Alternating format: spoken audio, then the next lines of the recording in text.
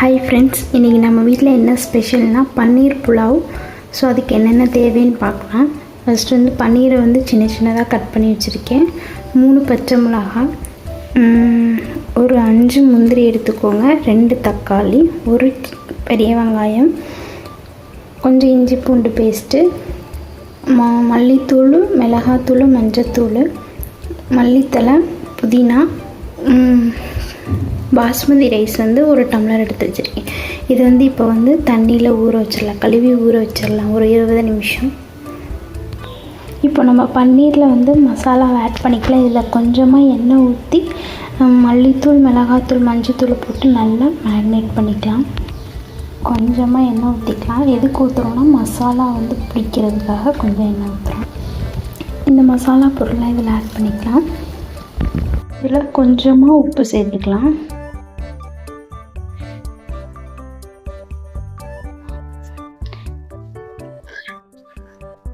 சிறிதளவு இஞ்சி பூண்டு பேஸ்ட்,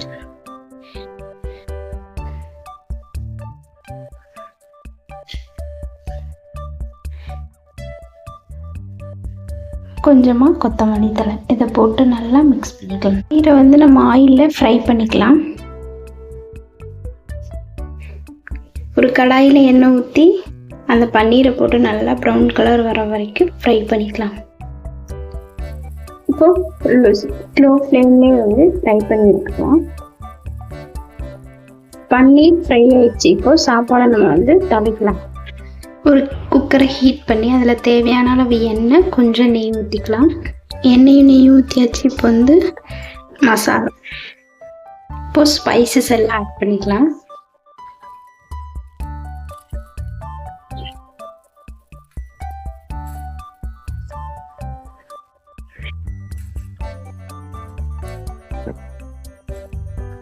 நல்லா பொரிஞ்சிச்சு. இப்போ வந்து வெங்காயத்தை போட்டு வந்துச்சு. இப்போ இஞ்சி பூண்டு பேஸ்ட் போட்டுக்கலாம்.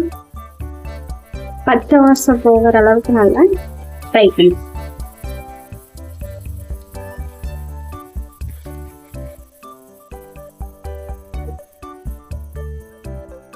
பச்சை மிளகாய் போட்டு ஆட் பண்ணிக்கலாம்.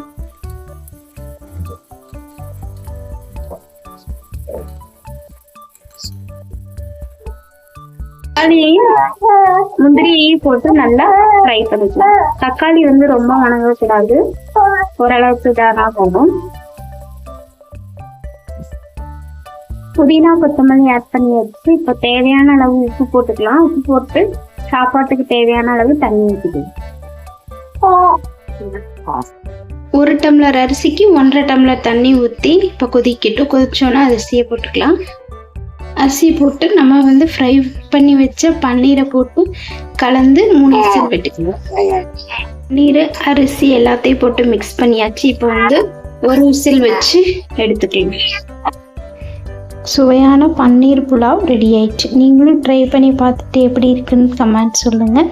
இந்த வீடியோ பிடிச்சிருந்துச்சுன்னா லைக் பண்ணுங்கள், ஷேர் பண்ணுங்கள். மறக்காமல் நம்மளோட சேனலை சப்ஸ்கிரைப் பண்ணிக்கோங்க. தேங்க்யூ.